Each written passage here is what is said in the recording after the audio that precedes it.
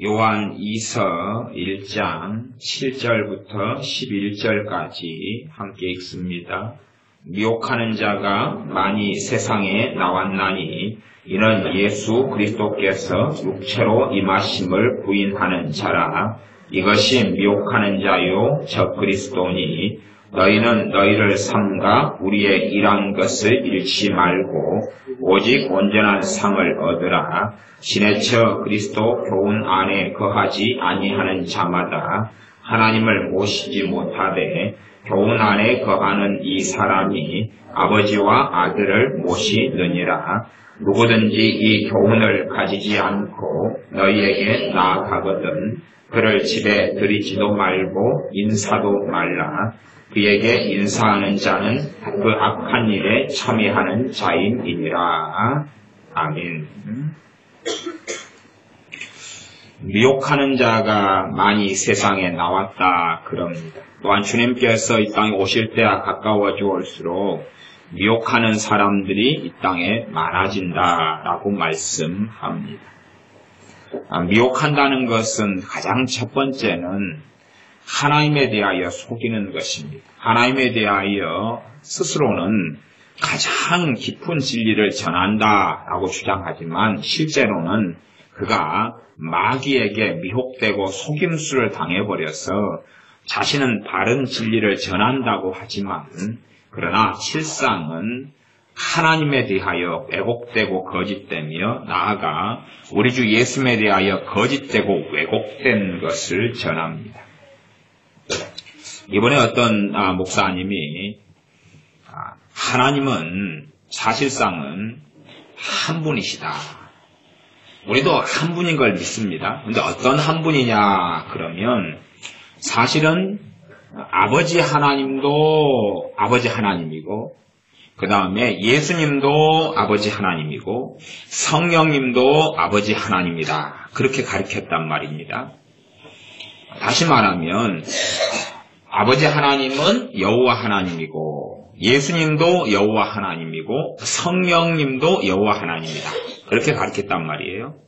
이것을 신학적으로 일신론이라 그럽니다. 일신론.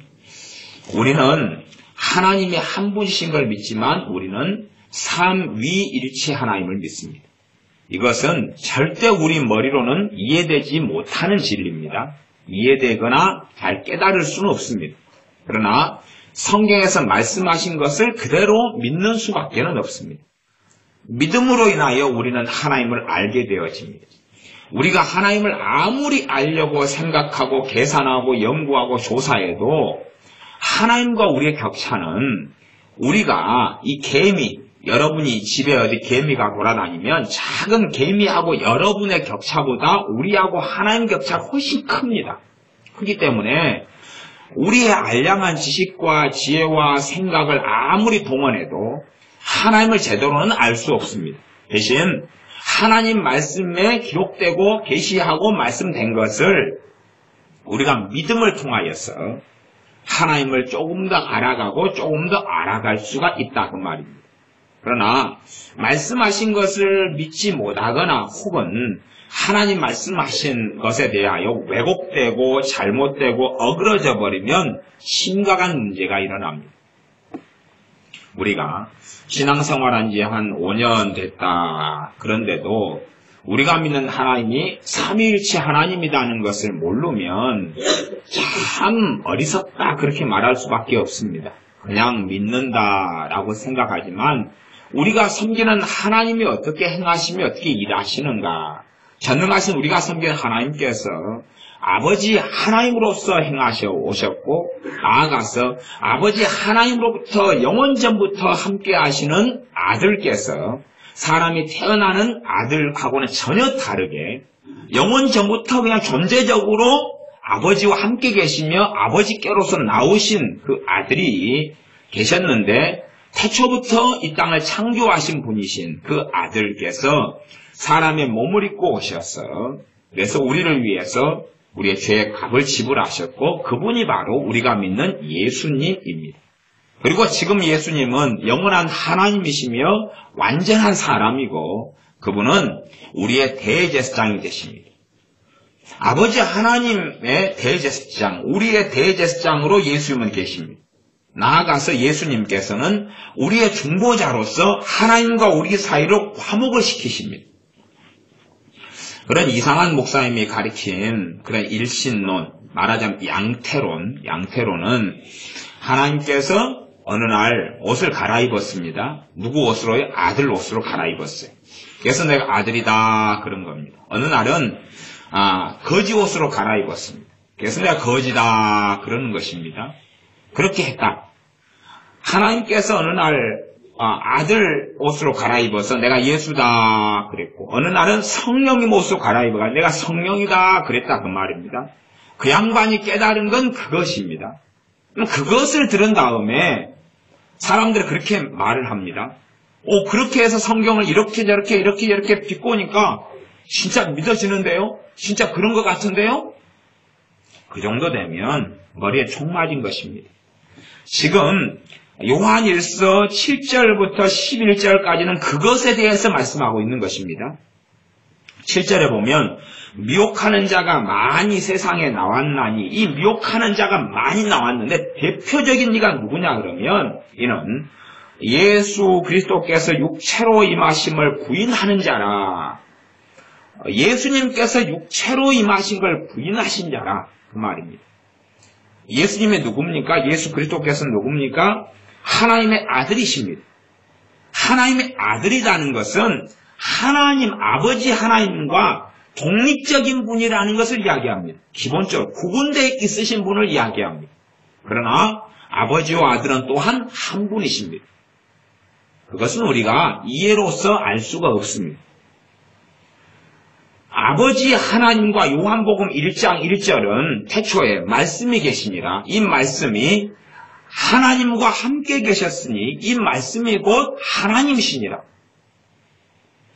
하나님 아버지와 함께 누가 계셨습니까? 아들이 계셨어요. 영원 전부터.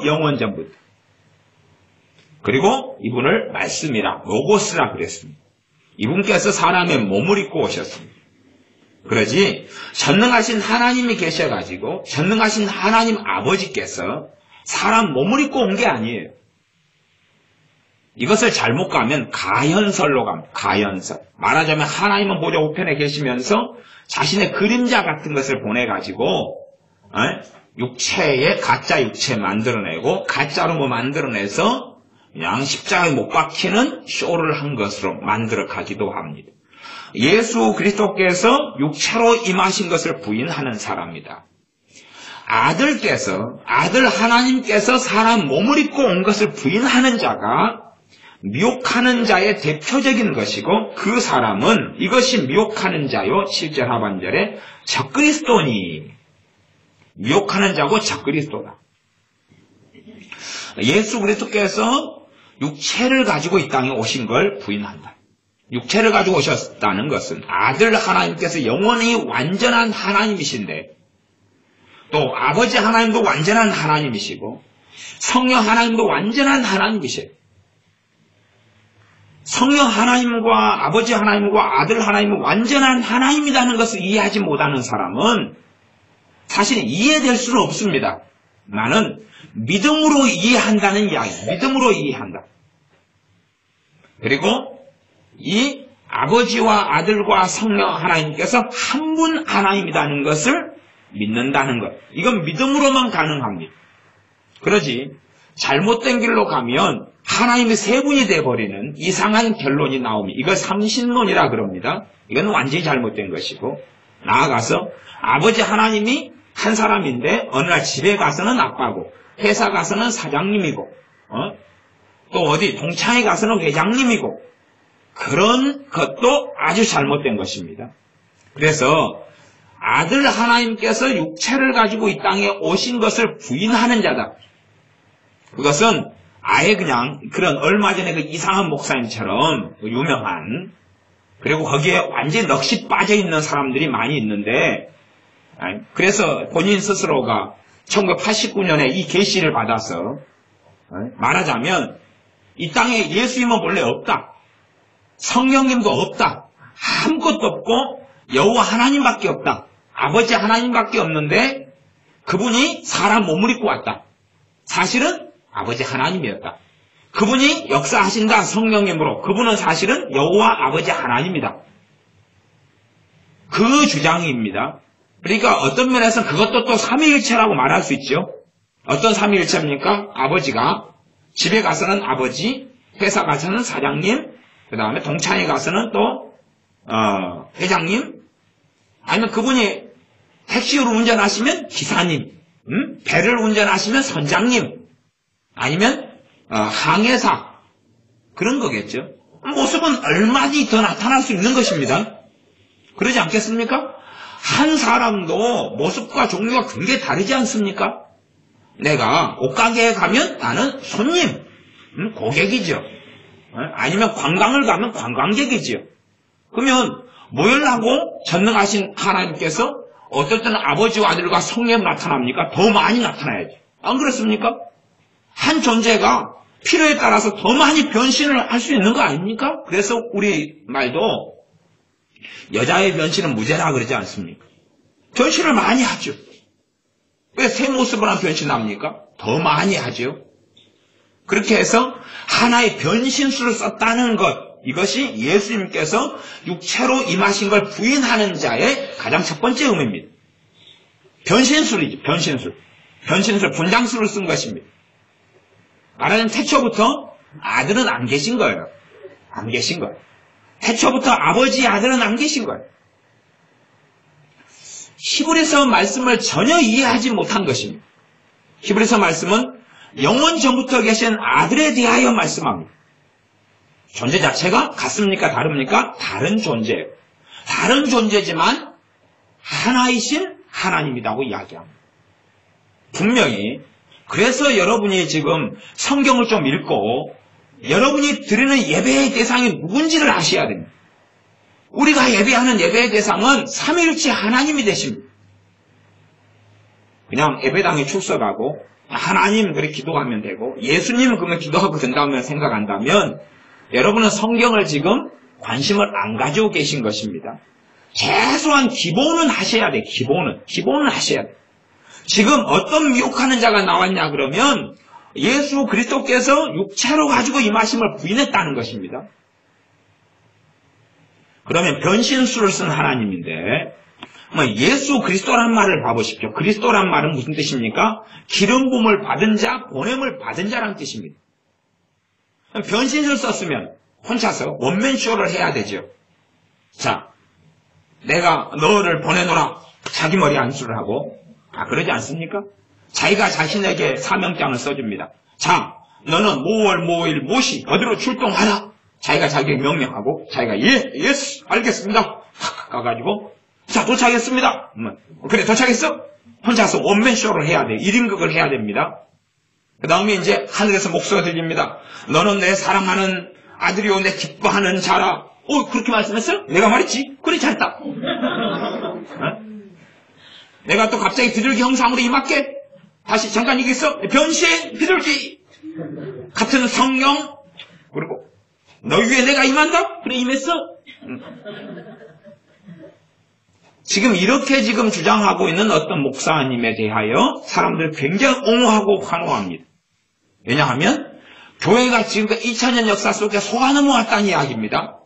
이 사람이 지금 받은 78년의 계시에 의하면 78년에 받은 계시 때문에 89년부터 특별 사명을 받은 것입니다. 사명을 받은 자, 보냄을 받은 자를 사도라 그럽니다. 그러니 자신은 사도가 아니라 해도 이제 놀라운 사도인 것입니다.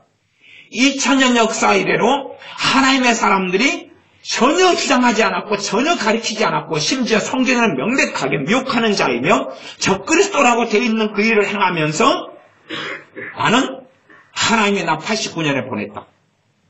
그 사명 전 세계에 너희들이 믿는 삼위일체 하나님은 거짓말이야. 사실은 하나님이 변신술을 한 거야. 변신술. 분장술을 한 거야. 분장술. 그래 여자분들은 화장은 하나님께 배우시기 바랍니다. 그 양반이 주장하는 하나님께 배우셔야 돼. 왜냐하면 사람들이 확 속아 넘어갔으니까 그러죠. 그 양반 주장대로 한다면. 안 그렇습니까? 아버지가 갑자기 있다가 아들, 아버지, 안녕, 아버지, 아들, 성령 막 계속 변하는 거죠. 일단 세종류만 변하는 것입니다. 왜 더 안 변합니까? 더 변해야 되죠. 더 변하면 되죠. 왜 세종류만 합니까? 한 20종류 하죠? 그럼 사람들이 알롱알롱 하면서, 오, 상당히 획기적인 능력을 가지셨군요. 거기에서 하나님의 전능하심을 끌고 들어옵니다. 왜 전능하시니까 다 변신술 쓸 수 있지 않습니까? 어느 날 고양이로 변했다가 야옹, 개로 변했다가 야옹. 하나님이 모든, 개는 멍멍 그러죠. 하나님이 모든 피조물로 다 변신해버리는 거죠. 은행나무로 변했다가, 옷을 변했다가 반짝. 하나님의 천지를 창조하신, 사실은 다 창조물의 변신술이었어요. 하나님의 또 다른 변신술. 그러니까 미혹된 사람들은 나무에다가 절을 하고, 개에다가 절을 하고, 돼지 머리 잘라놓고 절을 하고, 그러지 않습니까? 하나님의 또 다른 변신술이었던 거죠. 조금 생각하면 얼빠지고 미치고 정신이 나가는 광증이며 성경은 명백하게 이 사람이 미혹하는 자고 적그리스도라고 이야기하는 것입니다. 물론 그런 사람들이 이런 사람들이 10명 있다. 그럼 10명 가운데 한둘 두세 명은 나쁜 놈이고 그 다음에 또 몇 명은 또 선한 사람의 모양을 가지고 있지 않겠습니까? 사람이 도덕적인 사람이 항상 도덕적으로 살죠. 양심적인 사람이야 양심을 지키려고 항상 애쓰면서 살지 않습니까? 그러니 그런 모양으로 살겠죠. 그러니 그것을 본 다음에 열매로 알 수 있다. 왜 이 사람이 선하지 않냐? 양심적이지 않냐? 열심히 바르게 살지 않냐? 그게 열매다. 차라리 공자를 믿으면 될 거 아니에요. 소크라테스도 얼마나 양심적입니까? 악법도 법이다. 그러면서 악법이 자신은 재판을 받지 않습니까? 그런 사람이 그러면 차라리 우리 이순신 장군이 더 높습니다. 안 그렇습니까? 예수님은 안 믿었어도 이순신 장군이 얼마나 이 국민을 위하여 국가를 위하여 얼마나 헌신한 목숨을 버렸습니까? 이 이순신 장군 일대기를 보면요. 그 사람 같은 청렴 결백한 사람을 찾기가 어렵습니다. 정말로 어떻게 이렇게 믿음도 없고 신앙도 없는데 얼마나 깨끗하고 바르고 청렴하고 지혜롭고 저는 이 대한민국 땅에 하나님이 보낸 그냥 물론 그분이 예수님을 안 믿었지만 선물 중에 하나였다 이렇게 저는 생각합니다. 너무 사람들이 짠해가지고 무슨 사람들요? 하나님을 삼국시대부터 그 이전부터 배역하고 배도하고 하나님을 버려버리며 이방 종교인 불교를 받아들여서 그 속에 범벅이 되어져 버린 타락한 이 한반도에 살았던 백성을 불쌍히 여기셔가지고 그냥 그런 왜군이 침입하면 왕이 더 고달픕니까? 일반 서민이 고달픕니까? 우리 전라도에 사는 사람부터 시작해서 경상도 다 바닷가에 사는 사람부터 비참해지게 되지 않습니까? 그들 때문에 하나님께서 세우신 고레스 왕 같은 그러한 종이었다. 저는 그렇게 믿습니다. 물론 그가 구원받지는 않았지만 그러나 하나님이 심판자 앞에 섰을 때 구원은 못 받아도 이 지옥 가는 사람 중에서는 최고 나은 사람 속에 속하지 않겠나 그렇게 생각한다 그 말입니다. 이순신 장군이 그렇게 살았다 해서 그 사람이 정말로 위대한 종이고 위대한 하나님의 사람이 될 수 있겠느냐 그 말이에요. 그럴 수 없다는 이야기죠. 누가 청렴 결백하다 해서 그것이 증거가 될 수 있습니까? 증거라는 것은 열매라는 것은 그가 하나님의 말씀을 바르게 증언하냐 그 말이에요. 목사의 열매는 말씀을 제대로 증언하냐 그게 첫 번째 것입니다. 그래서 예수 그리스도께서 육체로 임하심을 부인하는 자라 아들께서 사람의 몸을 입고 오셨다는 것을 부정해버린다. 부정해버린다. 우리 이거 일신론이고 양태론 이단을 이야기하는 것입니다. 부정해버린다. 두 번째는 어떤 이단이냐 그러면 아리우스 이단입니다. 아리우스 이단. 아리우스 이단은 어떤 이단이냐 그러면 그리스 로마 신화에 보면요. 제가 그리스 로마 신화를 본 지가 너무 오래돼가지고 한 30년이 넘어서 어릴 때나 좀 봤는데 일단 그렇다고 여러분이 제가 내용을 좀 안다고 쳐보십시오. 기억이 다 안 납니다만은. 그러면 그리스 로마 신화에서 최고의 신은 누굽니까? 제우스죠. 그 다음에 제우스와 거의 동격인 신이 제우스 마누라가 있죠. 헤라라고. 그러면 제우스와 헤라가 있습니다. 얘네들이 최고의 신이에요. 둘이 결혼하죠. 그래가 애를 낳죠. 그러면 태양신 아폴로가 하나 태어나고 달신도 태어납니까? 그다음에 거기서 대장장이 신도 태어나죠.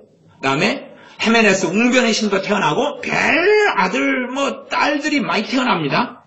그 다음에 또 이 제우스가 좀 바람둥이지 않습니까? 그래가지고 사람 여자하고 잠을 자가지고 또 반인 반신이 태어납니다. 네, 신반, 그 다음 사람 반. 그러면 이제 그렇게 따지면 요즘에 애들이 전부 다 판타지 소설에 그런 걸 씁니다. 최고신과 하위신, 하위신, 최고신을 써요.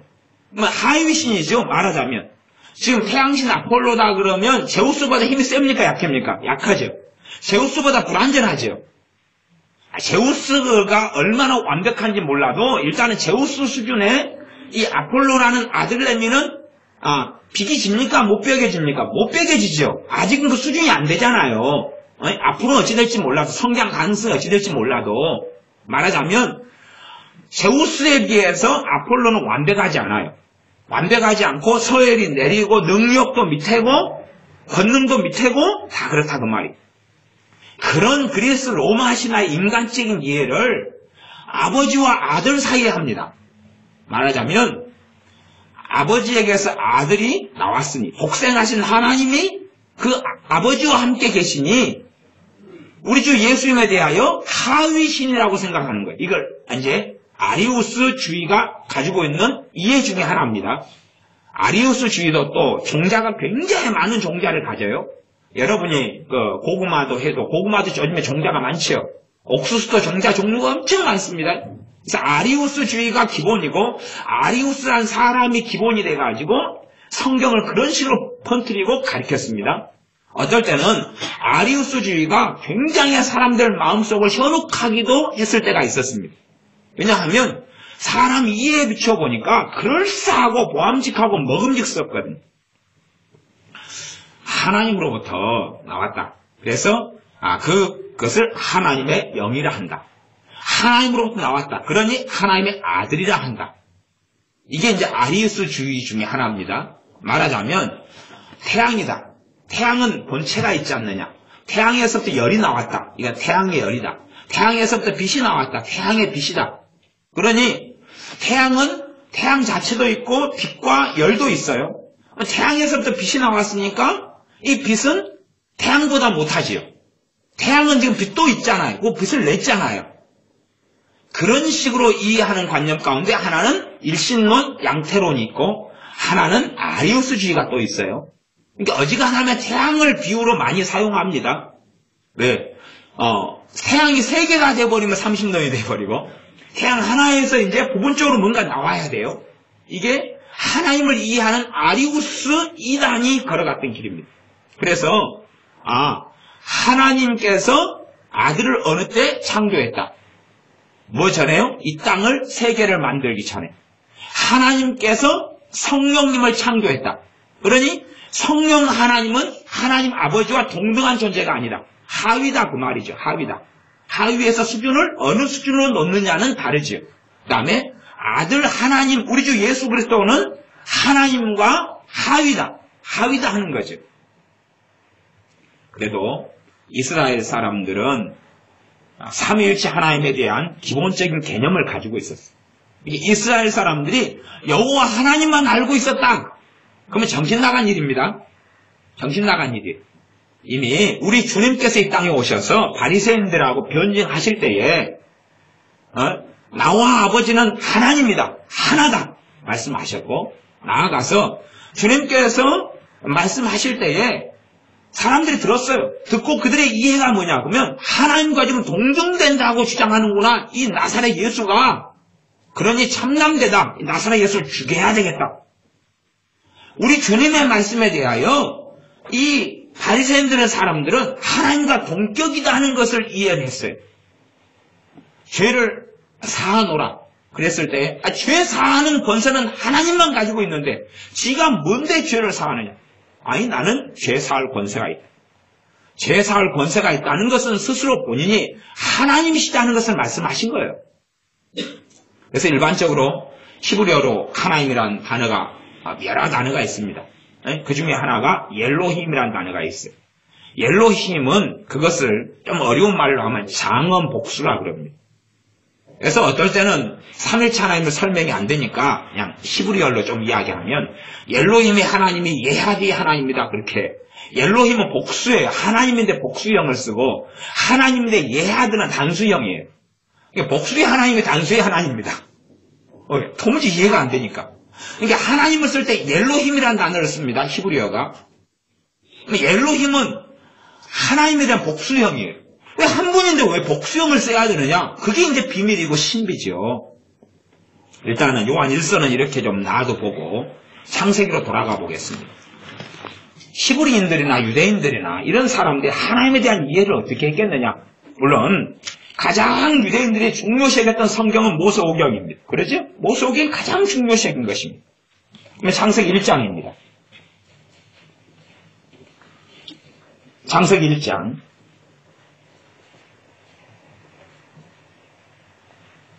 25절, 26절입니다. 창세기 1장입니다.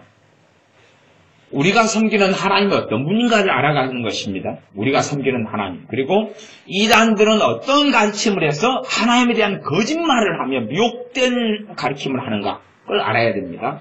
창세기 1장 25절 하나님이 땅의 짐승을 그 종류대로 육축을 그 종류대로 땅에 기는 모든 것을 그 종류대로 만드시니 하나님의 보시기에 좋았더라.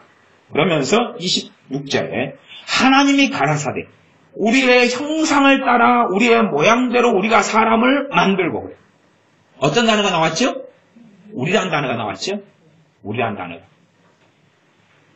역사적으로 초대교회에서부터 교부들의 일까지 나중에 좀 시간이 흘러서 이제 교회가 타락하면서 이 라틴 교회의 중심이 로마가 되고 그러면서 교회가 로마 카톨릭으로 타락합니다. 뭐 갈라져서 동방정교회가 또 서로 그리스 정교회나 러시아 정교회로 갈라지죠. 정교회도 또 로마 카톨릭과 다르지만 많이 이미 변질돼 버립니다. 그 다음에 이제 하나님의 사람들이 남아있으면서 계속된 종교 개혁을 일으킵니다. 그것이 꽃이 핀 것이 1517년 루터를 통해서지 그 전에도 계속 할 종교 개혁자들이 있었고 그 전에도 말씀으로 돌아가자는 사람들이 계속 있어 왔습니다. 그러나 로마 카톨릭에 의하여 계속 정죄당했고 죽임을 당했고 사형을 당해 왔었습니다. 문해부흥이 일어난 다음에, 문해혁명이 일어난 다음에 말하자면 서민들도 글씨를 읽게 되고 그 다음에 인쇄술이 발달하게 되고 종이가 만들어지고 서민들의 손에도 성경이 들어온 다음에서야 성경이 번역되고 그런 문화와 문명의 발달을 통해서야 이제 시민계층이 힘을 얻은 다음에 보통 사람들이 성경을 확인하면서 너희들 지금 로마 카톨릭 너희들 지금 거짓말하고 있구만. 너희들 지금 하나님 말씀을 왜곡시켰어라고 이제 힘을 얻게 되고 종교개혁의 탄력을 받게 되는다 그 말입니다. 그러면서 이제 신교와 불교가 갈라지죠. 그러나 본래는 교회가 하나였습니다. 하나였고 가다가 로마 카톨릭이라는 이름도 어디에서 튀어나왔느냐 그러면 카톨릭이란 말은 일찍부터 사용했습니다. 사용했어요. 그게 로마 카톨릭이 가져가기 전에요. 이미 사도들의 제자에 의하여 쓰이기 시작한 말이 카톨릭이란 말이. 카톨릭 처치, 보편교회다 그 말이. 단일한 주님의 머리이고 그리고 모든 세계의 교회가 다 한 몸이라는 카톨릭이라는 단어를 사용했어요. 그렇게 해서 사용했어요. 이미 100년 때부터. 쭉 사용해가지고 이제 일상화된 용어가 됐지요. 지금 교회란 말도 성경에는 몇 부분이 없습니다. 없어요. 그 다음에 그리스도인이란 말도 그 당시에는 제자란 말로 쓰이다가 안디옥 교회가 생기면서 그리스도인이란 말이 쓰이기 시작했고 시간이 흘러가면서 그리스도인이란 말이 보편적으로 사용됐어요. 그것처럼 카톨릭 교회, 보편교회란 말이 쓰이기 시작했어요. 계속하여. 그 다음에 그때 이제 주교제도가 만들어지기 시작합니다. 주교라는 단어가 만들어지기 시작해요. 그다음 감독제가 만들어지기 시작해요. 그리고 그 말이 쓰이기 시작해요. 쓰이기 시작해요. 그래서 이제 모든 교회가 다 이 카톨릭 교회라는 단어를 일반 교회에 대해서 쓰기 시작할 때가 이제 그렇게 되어버릴 때가 한 400~500년 될 때는 거의 다 써버려요. 그러니까 로마 카톨릭이 자기들의 정당성을 주장하려면 무슨 단어를 가져와야 돼요? 카톨릭이라는 단어를 가져와야 돼. 그래서 카톨릭 교회라는 이름을 쓴 거예요. 대한민국의 최고 많은 이단은 대한예수교 장로교에서 나옵니다. 왜 그럽니까? 장로교라는 이름을 간판을 써야지만 자신의 정당성을 주장할 거 아니에요. 또 신내교라는 간판을 가지고 씁니다. 특별히 구원파가 그러죠. 그걸 가지고 써야지 정당성을 주장한다 그 말이에요. 예? 우리나라의 장로교에서 갈라진 분파들이 참 많습니다. 첫 번째는 재변이 갈라졌고, 두 번째는 고신이 갈라졌고, 세 번째는 기장과 예장이 갈라졌고, 네 번째가 통합합동이 갈라지고, 1979년 사건을 통해서 모세 문서서를 김희석 교수, 총신대 그 학장 교수의 주장에 의하여 거기에서 9개 교단이 또 갈라져 튀어나오고, 주류 비주류 합동측, 그러면서 무수한 분열사를 가지고 있습니다. 그러나 전부 다 자기들의 근원으로 돌아가면 자기는 다 옛날 일제시대 때 장로교가 맨 처음에 세워졌을 때가 자기의 출발이라고 주장하는 거예요. 다 그러는 거예요. 그래서 우리도 식당에 가면 원조 김치집, 원조 김치집, 참 원조 김치집, 진짜 원조 참 김치집 그 써져 있지 않습니까? 원조 게장집, 진짜 원조 게장집, 참 원조 게장집, 옆집은 가짜, 이 집은 진짜 참 원조 게장집. 그렇게 써져 있는 거예요. 그래서 우리가 어떤 이름을 누가 갖다 쓴다 해서 그것이 신뢰성이 있고 바른 것은 결코 아닙니다. 그러면 여기서는 이제 가봅시다. 창세기 1장 26절에 보았죠. 하나님이 가라사대 우리의 형상을 따라 우리의 모양대로 우리가 사람을 만들고. 그러면 일찍부터 하나님의 사람들이 특별히 사도들의 제자를 속사도라 그래요. 속사도, 사도를 계승했다 그러고, 그 다음에 이제 속사도 밑에를 교부시대라 그래요. 그때는 천주교 안 만들어집니다. 천주교가 만들어지고 로마 카톨릭이 어디서 나옵니까? 안 나와요. AD 200년도 아니고 300년도 아니고 400년도 아니고 500년도 아니에요. 카톨릭으로 변질되려면 시간이 많이 걸려요. 변질되려면. 여러분이 꼬막 까가지고 아니면 홍합을 좀 바다에 세우든지 바지락을 해오든지 그거 썩어가지고 변질되려면 시간 좀 걸리죠. 걸리니까 우리 동네는 홍합을 많이 하지 않습니까? 홍합을 가져와서 담아가지고 차에 실어가지고 서울로 인천으로 강원도로 보내지 않습니까? 그냥 안 죽거든요. 생명체니까. 예수를 믿는 신앙도 믿는 신자들 안에 성령님께서 계속 역사하고 계시기 때문에 변질이라는 게 쉽지 않아요. 성령님의 소욕이 계속 저항한단 말이 신자들 안에서. 하루아침에 그냥 성령이 없는 구약시대 같은 경우는 변질이 빨라버려요. 빨라요. 왕에 따라 사사에 따라 변질이 빨리 되고 그러지만 성령님이 신자들 안에 임한 시대에는 한순간에 그냥 막 가톨릭이 돼버렸어. 타락해버렸어. 이렇게 쉽지가 않습니다. 누가 위에서 누가 결정했다고 밑에서 따릅니까? 자기 아버지가 결정해도 자식도 안 따르는 판국에, 남편이 결정해도 아내가 안 따르고 아내가 결정해도 남편이 안 따르고 그런 판국에. 작년에 NCK 통합부터 여의도 순복음 하나님의 성회부터 성공회 구세군 막 이런 거 쭉 가입된 이런 또 백석도 가입했던가 그렇게 해가지고 이런 대한민국에서 어쨌든 절반 이상이 가입되어 있는 그러한 NCK가 결정을 내렸어요. 우리 천주교하고 우리하고 하나 되자. 그 정치인들이 다 정치 목사들 의사 모여 결정했어요. 결정을 작년에 했는데 그것을 일방적으로 성도인데 따르고 있습니까? 안 따르죠. 이 정신 나간 놈들아, 이 왜 그따위로 했어? 그거 지금 들고 일어나는 중이에요. 일부는. 그럼 목사님 다 따릅니까? 안 따라서 지금 반항하는 사람들이 많아요. 왜 그러냐면 그렇게 따르면 이제 목사님 시대는 가고 신부님 그러거든요. 이게 직제일치예요. 단어 언어를 일치를 써야 돼요. 하나로 일치를 해야 돼요. 예배 드린다보다는 이제 천주교가 힘이 세거든요. 단일화돼 있고. 미사 드리러 갑시다. 오늘 주일 미사는 주일 오전 미사, 오후 미사, 그 다음에 대예배니까 주일 대미사는 이제 말을 바꿔야 돼. 일치라는 거 그런 것입니다. 그러면 이제 누구 아무개 목사님이 아니라 아무개 신부님 그렇게 돼야 돼요. 이렇게 일치를 하기로 했어요. 그러면 그것을 누가 지금 위에서 결정 내렸으니까 통합적 목사님들 전부 다 이제 누구누구 목사를 다 빼고 누구누구 신부로 다 바꿨고 그런 게 있습니까? 없습니까? 없지요. 없어요. 위에서 뭔가를 사바사배가 정치인들이 결정했다 그래서 아래까지 따르게 되지는 않아요. 물론 시간이 흘러가면서 이걸 반복할 때에 시간이 흘러가면 점점점 그렇게 물들어갈 것이에요. 그렇게 되는 거죠. 그것처럼 한 참된 교회가 타락하는 데까지는 그렇게 빠르게 가능하지 않아요. 그런 교회사와 그런 상식과 그런 이해를 가지고 있는 사람들이 변태들인 것입니다. 변태들이에요. 그래서 정신 나간 소리는 교회사를 하나도 모르고 상식이 없으니까 AD 300년경은 이미 로마 가톨릭 시대였다. AD 300년 때 결정한 것은 전부 다 로마 가톨릭이 결정한 거다.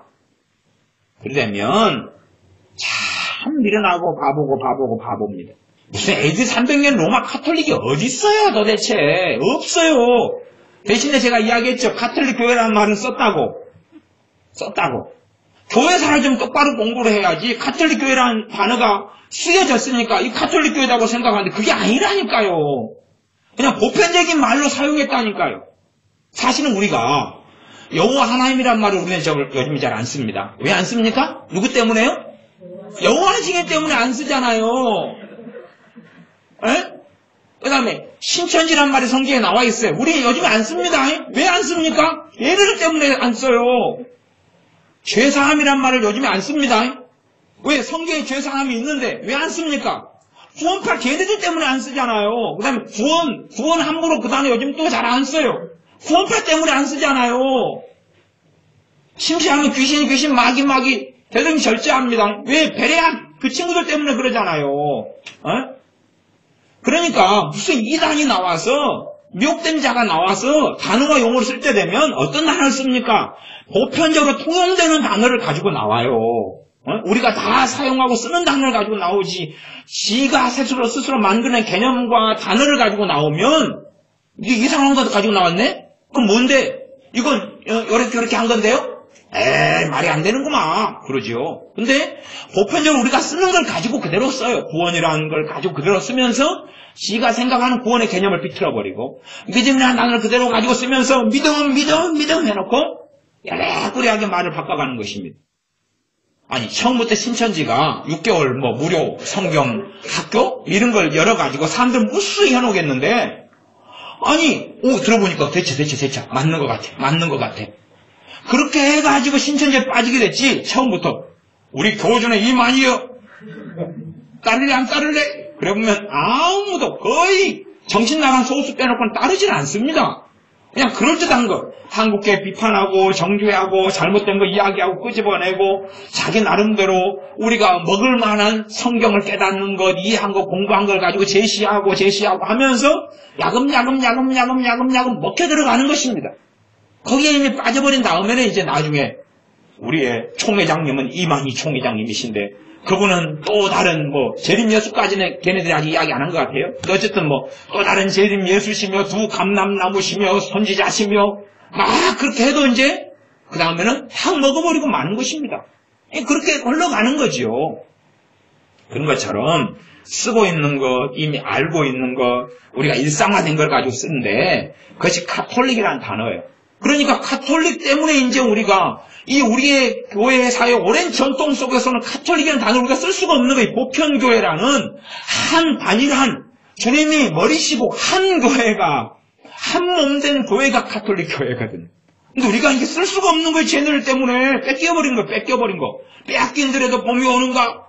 언제 우리가 가톨릭이라는 단어를 이제 쓸 수 있겠는가? 주님 오실 때까지는 이제 이 개혁교회는 쓸 수가 없겠죠. 괜히 썼다가는 이제 종교 다원주의자, 종교 통합운동을 추구한다고 말 나올 거 아니에요. 정말 좋은 단어거든요, 이게. 우리가 썼던 온전하고 좋은 단어였어요. 그걸 이제 뺏겨버린 거예요, 쟤들한테. 쟤들이 기득권이니까 힘이 세니까 우리가 쓸 거야. 우리 이름 가져갈 테니까 누가 알아서 새로 만들어 그러니까 이제 나중에 프로테스탄트 그러거나 개혁교회 그러거나 개신교 그러거나 그렇게 갈 수밖에 없는 거예요. 지그들이 갖다 써버렸는데 좋은 것도 갖다 다 써버렸어요. 그러니까 이제 우리는 그러면은 새로운 걸 만들어내거나 아니면은 갖다 쓰려고 그래도 이제 다르다 이렇게 갖다 써야 되는 그런 입장이 되고 말았어요. 그래서 이제 창세기 1장 26절에 보면 하나님이 가라사대 우리의 형상을 따라 우리의 모양대로 우리가 사람을 만들고 우리라는 단어가 나와요. 우리라는 단어. 하나님의 존재 방식이 우리로 존재하십니다. 우리는 전혀 이해할 수 없어요. 이미 창세기 1장에서부터 하나님은 자신을 계시하셔요. 이렇게. 그래서 사람들 어떻게 한단 말입니까? 하나님 한 분이시잖아요. 그래 한 분이지. 나는 유일한 하나님이냐. 그래서 사람들이 좀 헷갈려 하지만 본래가 여호와 하나님의 이름은 삼일체 하나님의 이름입니다. 삼일체 하나님의 이름으로 쓰여요. 본래가 여호와 하나님의 이름이. 게다가 그래서 아버지가 아버지 하나님은 대표자적인 이런 질서상 이런 위치를 차지하고 계셔서 아버지 하나님께서 여호와 하나님이라는 이름으로 제일 많이 계시가 되셔요. 그러나 어떨 때는 삼일체 하나님의 이름으로서 여호와 하나님이라는 이름을 쓰셔요. 여러분이 삼일체에 대한 좀 깊이 있는 신학을 공부하고 정통성 있는 말씀을 좀 공부한다면 그런 내용을 이제 살펴볼 수 있는 것들이 사실 좀 있어요. 그래서 단순하게 삼일체 하나님의 이름이 여호와 하나님이다. 그리고 나아가서 일반적으로는 성부 하나님에 대하여 여호와 하나님이라는 단어를 계속 제일 많이 쓴다. 이런 정도만 이해하시면 좋겠어요. 그래서 이제 여기서는 하나님이 가라사대 우리의 형상을 따라 우리의 모양대로 우리가 사람을 만들고 그로 바다의 고기와 공중의 새와 육축과 온 땅과 땅에 기는 모든 것을 다스리게 하자 하시고 우리라는 말을 쓸 때에 아버지와 아들과 성령 하나님께서 독립적이라는 걸 알 수 있어요. 독립적이나 한 분 하나님이라는 말씀 속에 한 분이시라는 걸 알 수 있어요. 우리는 이해 못합니다. 우리는 이해 못해요.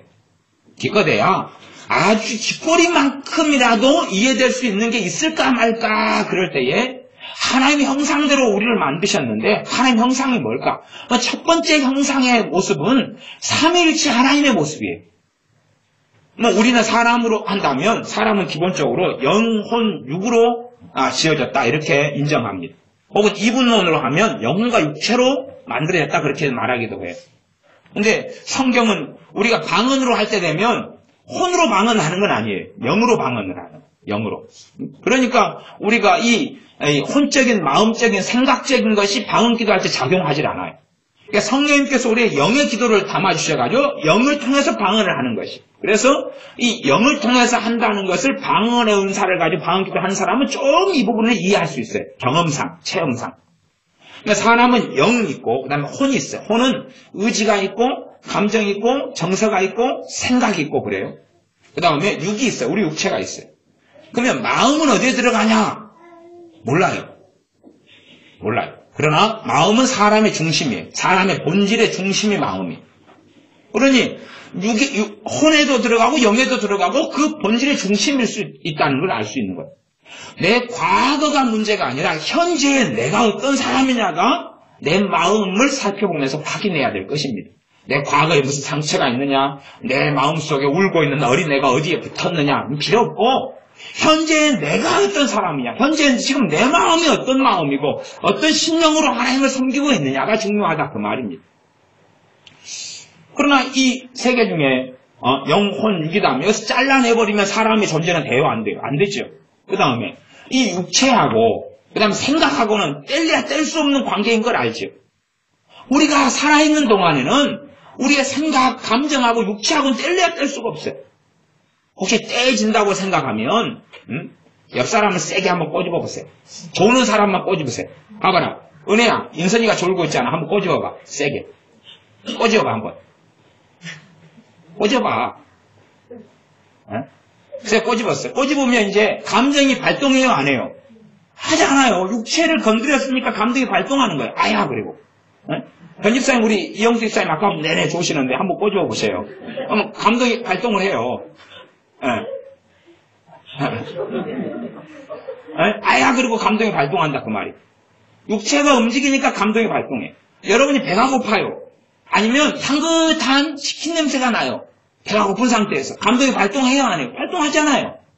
이게 한 존재이기 때문에 그래요. 우리가 전인격 한 존재이기 때문에 그래요. 이게 신비죠. 그러나 우리의 혼과 영과 육은 다 부분이에요. 그렇죠?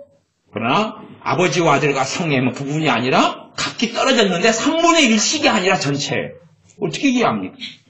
그러니까 아들 하나님이 온전하신 하나님이다 그 말이에요. 부분적인 하나님이나 아니면 그래서 로마 신화처럼 하위신이 된 게 아니라 온전하신 하나님인 거예요. 온전하신 하나님에게서 온전하신 하나님이 나셨는데 온전하신 하나님이에요. 그리고 사람처럼 태어나는 자체가 아니에요.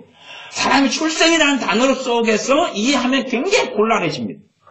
우리의 이해의 범주 속에서 나셨다라는 단어를 쓸 뿐이에요. 독생하신 하나님이 나셨다는 이야기를 하실 뿐이지 그러나 그건 절대 우리가 이해될 수 있는 부분이 아니에요. 왜냐하면 하나님께는 시간이 없기 때문에 그래요. 하나님은 시간을 만드신 분이지 시간이 지배당하는 분이 아니에요. 과거, 현재, 미래를 만드신 분이에요. 그분이. 창조하실 때 시간을 만드시고 공간을 만드신 분이에요.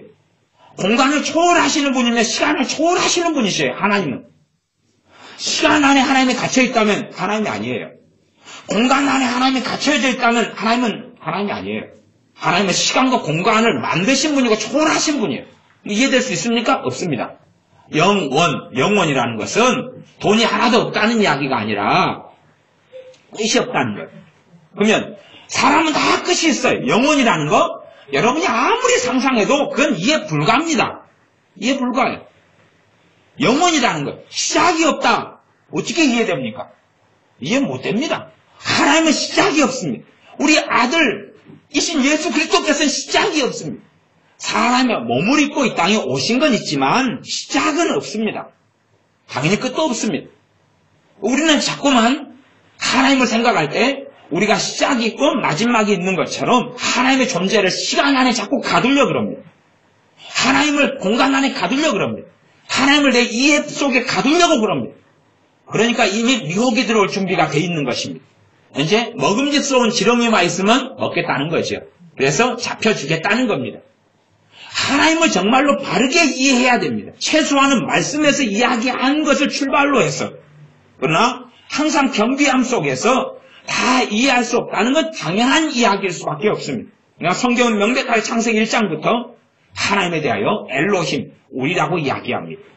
이것은 초대교회에서부터 그다음에 교부들, 속사도들 이런 사람이 이르기까지 다 이것을 삼위일체 하나님으로 다 이해를 했습니다. 그때부터 진짜 그렇게 이해했어요. 그런 문제는 다른 성경 구절들을 가지고 이단들이 계속 발생해 왔어요. 계속 이단들이 발생해 왔어요. 그리고 예수님에 대하여 사람이다. 그냥 말하자면 하나님이 특별하게 만든 필요된 사람이다. 인간 예수다. 그런 주장을 하며 튀어나오는 사람들이 많이 있었고, 그래서 말하자면 석가모니처럼 나도 또 다른 인간 예수가 될 수 있다. 그런 인간 예수라는 것 때문에 종교다운주의가 나오는 것입니다. 종교다운주의는 어느 종교를 통해서 구원받을 수 있다는 거예요. 로마 교황이 그렇게 주장했지 않습니까? 실제로 로마의 교리 중에 하나가 1960년대부터가 나온 교리가 뭐냐면 이미 어느 종교를 통해서라도 그들의 선행을 행한다면 구원받을 수 있다는 교리를 만들어냈습니다. 그리고 그것을 지금 교황은 열심히 전파하고 있는 중입니다. 왜 그렇습니까? 그러면 그 아들의 모습이 기독교에서는 예수님으로 나타났고 불교에서는 부처님으로 나타났고 그 다음에 이슬람에서 마호메트로 나타났고 그렇다는 이야기에 결국은 또 유교에서는 공자로 나타났고 이런 이야기예요. 그러니까 아예 그냥 예수 그리스도의 육체로 오심을 현저하게 부정하고 있는 것이 종교다운주의일 수밖에 없습니다. 예수님으로 인하지 않고는 구원받을 수 없다는 것 자체를 이해를 하지 못합니다. 깨닫지 못하고 알지 못해. 하나님은 우리로서 존재해 오셨습니다. 그리고 한 분이시다고 끊임없이 이야기해요. 우리라고 이야기하는데 그건 성경이 안 맞잖아요. 지금 구약성경 같은 거 창세기, 출애굽기, 레위기, 민수기, 신명기에 특별히 레위기나 신명기나 이런 데는 하나님께서 출애굽기도 그렇지만 유일하신 하나님이라고 계속 이야기하는 구절들이 계속 있습니다. 한 분 하나님이시다. 그건 신약성경에서 계속 반복됩니다. 그러면서 그때는 이제 하나님이 한 분이시요 또한 우리 주 예수 그리스도도 한 분이시다고 이야기해요. 항상 영원토록 하나님은 한 분 하나님으로 아들과 아버지와 성령님으로 존재하셨지만 사실상 우리 주님의 십자가 사건 이후로는 달라지는 면모들은 있습니다. 어떤 면은 달라집니까? 십자가 사건 이전에는 우리 주 예수님께서 아들께서 대제사장이 아니셨어요. 그렇죠? 그러나 십자가 사건에 통하여 대제사장이 되셨어요. 그 전에는 중보자가 아니셨어요. 그러나 중보자가 되셨어요. 이 땅에 오시기 전까지는 아들께서 몸은 있었어요? 없었어요? 사람의 몸, 육신의 몸은 이견 없었어요. 없었는데 이 땅에 오시면서 사람의 몸을 취하셨어요. 그러니 영원한 사람이 되셨으며 영원한 하나님으로서 존재 자체가 하나님이시니 그래서 우리 아들께서 아들 하나님이신 예수 그리스도께서 존재하시는 방식은 지금도 영원한 사람이면서 영원한 하나님으로 존재하셔요. 왜냐하면 영원한 사람이다, 완전한 사람이라는 걸 버리시면 안 되거든요. 버리시면 대제사장이 되실 수 있습니까? 없습니까? 없습니다. 버리시면 아들께서 흘리신 피까지도 부정되는 것입니다. 피를 흘리는 게 가치 있는 것은 그가 사람이 되셨기 때문에 그런 것입니다. 사람이 되셔서 무죄한 사람으로서 우리의 죄를 짊어지고 걸어가셔서 그 피를 흘리셔야 됐는데 다시금 사람 되심을 벗어버린다면, 그렇다면 그분은 더 이상 그 피는 영원한 피가 되지 않기 때문에 그렇습니다. 그래서 그분은 지금도 우리 주님께서는 영원한 사람으로 존재하시며 영원한 아들 하나님으로 존재하시는 것입니다. 완전하신 하나님으로 존재하시며 완전하신 사람으로 존재하시고, 그래서 우리 주 예수님에 대하여 우리 주 예수님에 대한 걸 기독론이라 그럽니다. 신학적으로 예수님께서 완전한 사람이자 완전한 하나님이시다는 것 자체를 이해하지 못하고 믿지 못하고 깨닫지 못하는 무수히 많은 이단들이 있었습니다. 그것을 예수 그리스도께서 육체로 임하심을 부인하는 자라, 그 말이. 육체로 임하심을 부인하는 자라. 부분적인 하나입니다. 부인하는 것이고, 부분적인 사람이다. 가연설, 그림자처럼. 어떤 종교다운주의나 신정통주의나 자유주의 신학자들은 예수님 십자가에 달렸는데 사실은 헛개비가 달린 거다. 헛개비가 달리 진짜로는 안 아팠다. 아픈 척했다. 고통은 사실은 안 받았다. 이제 그런 주장부터 또 다양한 황당무계한 주장을 굉장히 많이 합니다. 그건 적그리스도라고 분명히 요한 2서에서 명백하게 밝히고 있는 것이며 미혹하는 자라고 명백히 밝히고 있는 것입니다. 그러면 우리는 1장 27절 하나님이 자기 형상, 하나님의 형상대로, 이게 자기 형상이란 단수를 쓰죠. 근데 분명히 우리의 형상입니다. 근데 자기 형상이에요. 그 다음에 이제 곧 하나님의 형상대로 사람을 창조하시되 남자와 여자를 창조하시고, 28절 하나님이 그들에게 복을 주시며 이르시되, 그리고 이제 말씀합니다. 자, 그러면 1장에서 좀 넘어가서 한 3장을 봐보겠습니다. 3장 22절입니다. 여러분이 창세기를 보실 때에 하나님에 대하여 어떻게 표현되어 있는가를 눈을 뜨고 확인하시고 보셔야 됩니다. 그래서 이상한 이단 사설에 절대 넘어가지 않아야 되고, 우리가 섬기는 하나님이 어떤 분이신가, 이건 출발점입니다. 자비로우셔, 은혜로우셔, 용서를 잘하셔, 아니면 진노하셔, 심판하셔, 공의로우시다, 거룩하시다. 이 하나님에 대해서도 명백하게 알아가야 됩니다만은, 그러나 하나님의 존재 방식이 기본입니다. 기본. 3장 22절. 아담과 하와가 선악과 먹고 타락한 다음입니다. 22절. 여호와 하나님이 가라사대, 여호와 하나님이요, 보라, 이 사람이 선악을 아는 일에 우리 중 하나같이 되었으니, 우리 중 하나같이 되었다. 선악을 아는 일에 아버지와 아들과 성령님, 우리 중 하나같이 지금 선악을 알게 되었다. 하나님께서는 사람을 선한 존재로 만드셨습니다. 죄를 모르는 존재로 만들었어요. 그러니 봐보세요. 내가 탐욕의 죄를 지어야지 그때 뭘 알게 됩니까? 탐욕을 알게 돼요. 탐욕의 죄를 안 지면 탐욕을 알아요? 몰라요? 몰라요. 말하자면 우리 이제 건호가 지금 초등학교 1학년이죠? 2학년? 항상 헷갈린다니까. 2학년. 그래, 2학년이 됐어요. 9살 됐어요. 그럼 건우가 이제 연애하는 걸 알까요? 연애하는 걸 알려면 그래도 나이가 좀 돼야 되죠. 10대, 중후반, 빨리 발랑 까지면 13살, 뭐 그러겠지만, 14살 그러겠지만, 정상적으로 가면 한 20대, 뭐 이렇게 될 때부터 이제 알아가는 거겠죠. 그러면 아직은 그것을 알지 못한다는 거예요. 알지 못해요. 알지 못해요. 우리가 어떤 죄를 지은 다음에서야 그걸 안다라고 말할 수 있어요. 그 죄에 대해서 안다라고 말할 수 있어요. 그러나 그 죄를 지어야 된다는 이야기는 아닙니다. 근데 아담과 하와가 이미 죄를 지어버렸기 때문에 이제는 악이라는 것을 알아요. 자기들 안에 들어왔기 때문에. 그리고 그 속에 살기 때문에 그걸 알아요. 그러나 죄 짓기 전에는 악을 모릅니다. 하나님은 죄가 없고 악이 없으신 존재인데 악을 알아요. 그분은 하나님이시거든요. 그분은 전능하신 분이거든요. 그러니 악을 알아요. 죄가 없으신데. 천사들의 존재도, 천사들 존재는 저는 부분적인 악을 안다고 생각해요. 부분적인 악은 안다. 그러나 하나님이 아신 것처럼은 악을 알지 못한다. 왜? 천사들이 죄를 짓지 않으니까. 그러나 죄를 선택하고 지을 수 있는데 그렇게 이미 되어졌어요. 천사들 가운데 3분의 1 정도가 어떤 사람은 루시퍼를 사탄이라고 그럽니다. 저도 그렇게 기본적으로 인정합니다. 이름이 이제 사탄의 이름이 첫째 루시퍼였는지 뭐 그렇지 않았는지 논란은 좀 있지만 루시퍼라고 가정해요. 그러면 루시퍼와 그를 따르는 자들, 사탄과 그를 따르는 자들은 하나님에 대해 배역했기 때문에 그들은 이제 악을 아는 자들이 되었습니다. 악을 아는 자들. 그들은 죄를 지었기 때문에 타락했고 하나님이 완전히 영원히 등졌기 때문에 악을 아는 자들이. 왜 타락한 천사들은 회개할 수 없느냐? 당연한 것입니다. 우리하고는 상황이 틀립니다. 우리는 사람 육체를 가지고 있어요. 우리는 영적인 존재이지만 그러나 영의 눈이 제대로 뜨인 존재는 아닙니다. 눈을 뜨고 하나님의 살아계심을 다 또렷하게 보지를 못합니다. 우리가 내 아버지와 함께 살아요. 아버지를 만나고 같이 밥 먹으면서 아버지 존재를 부정해버려요.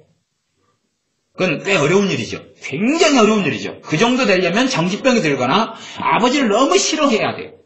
당신은 내 아버지가 아니에요. 그래 돼야 돼요.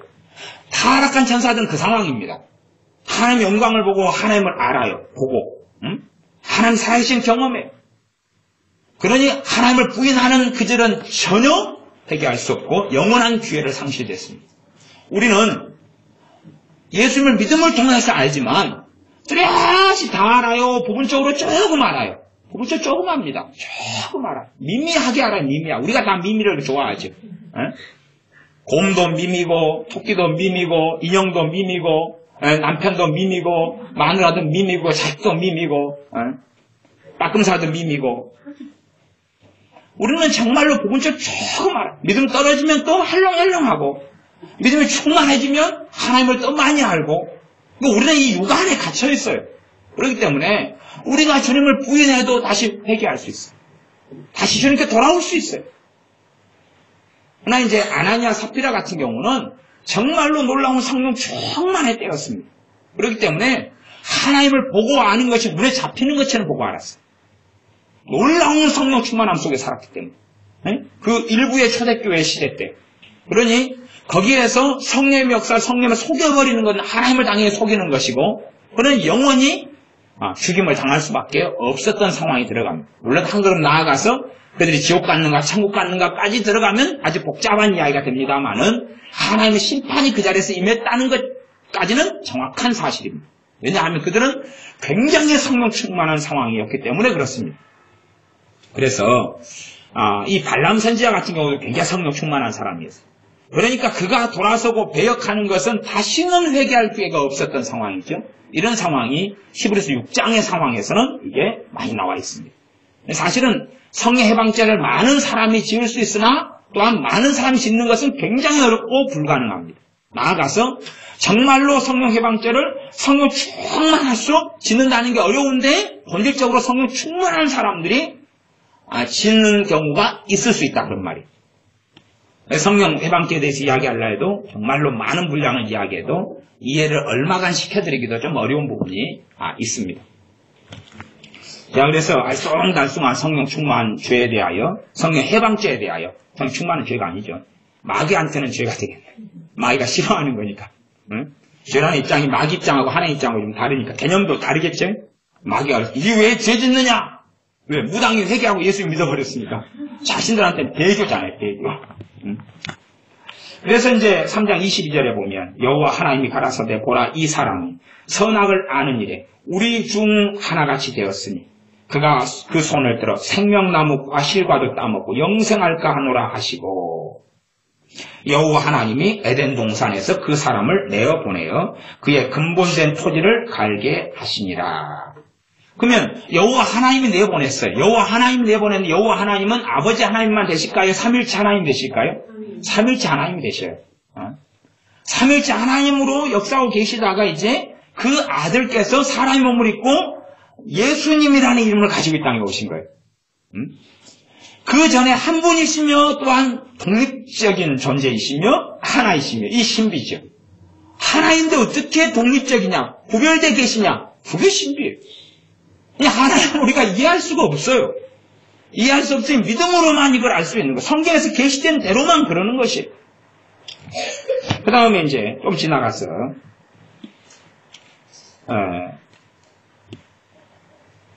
4장 저기 바벨탑 사건으로 한번 넘어가면 되겠습니다. 바벨탑 사건이 11장에 있습니다. 11장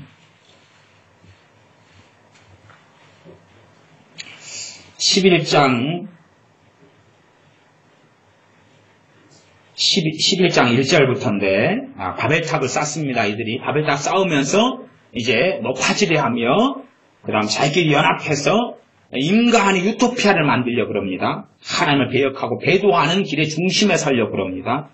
바벨탑에 대한 깊은 이야기까지는 안 가겠습니다.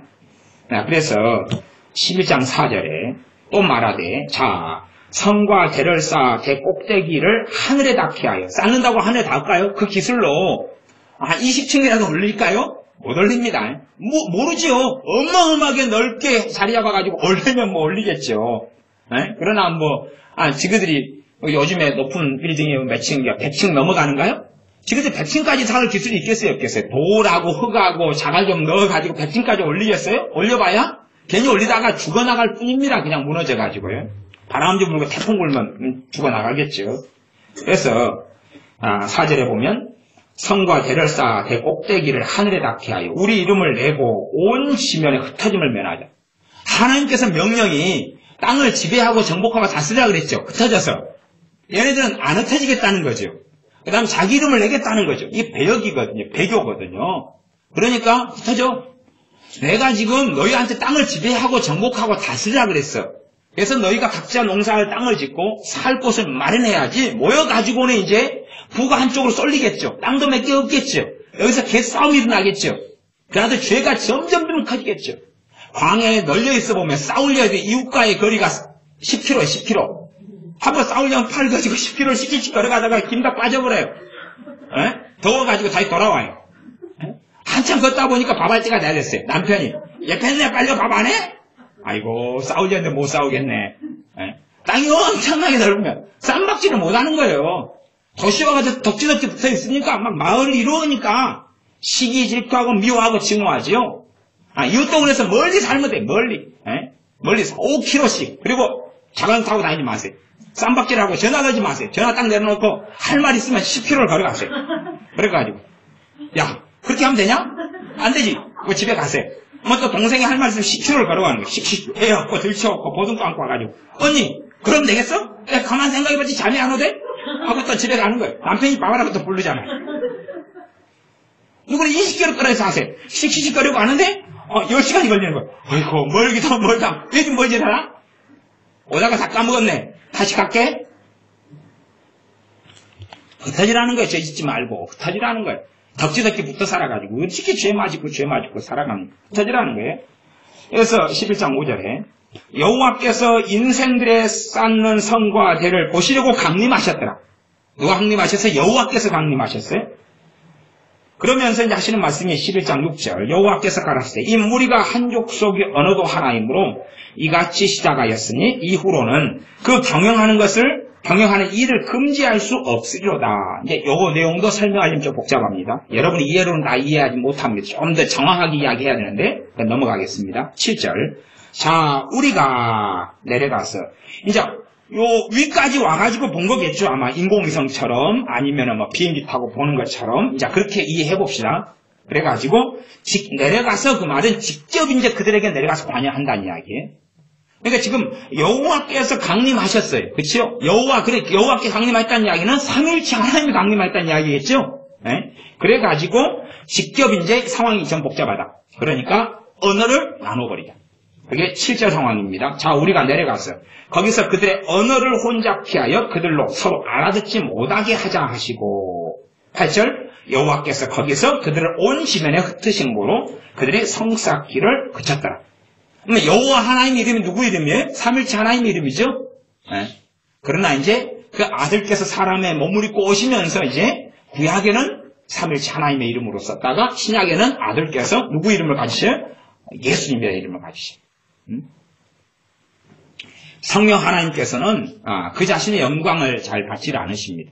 이 땅에 아들께서 오셨을 때도 아버지의 이름으로 왔다는 것은 그건 여호와의 이름으로 왔다는 이야기를 하는 게 아니고 아버지 이름으로 왔다는 것은 아버지께서 전하신 말씀을 하시고 아버지의 뜻을 이루시고 아버지를 영화롭게 하시고 아버지 영광을 위해 왔다는 이야기예요. 자신의 영광이 아니라 마지막에 사역을 마무리하면서 이제는 내 영광을 아버지께서 다시금 주시옵소서. 다시금 이제 너희가 내 영광이니까 내 이름으로 구하라. 내가 시행하겠다. 그때 이제 마지막 때 말씀하시는 거예요. 사역의 마무리 때. 그리고 우리는 이제 우리 주 예수님께 기도할 수 있는 거예요. 또 우리 주님께 기도하고 주님께서 응답하시고 또 아버지께 기도하고 아버지께서 응답하시고 그러나 동일한 기도죠. 아버지께 기도하나 주님께 기도하나 같아요. 그냥 같아요. 대신 성령님께 기도하는 것은 좀 알쏭달쏭해집니다. 삼위일체 하나님이시지만은 성령 하나님께서는 자신의 영광을 위해서 행하시지 않기 때문에 주님께서 성령님에 대하여 성령님이 오시면 내 영광을 가지고 알리시겠습니다. 그러니 성령님의 주된 사역이 뭐냐 그러면 우리 주 예수 그리스도를 드러내는 것입니다. 예수님의 복음의 영광을 드러내는 것이며 예수님의 하나님 되심을 드러내시며 예수님의 구원자 되심을 드러내시며 예수의 말씀 진리라는 걸 드러내셔요.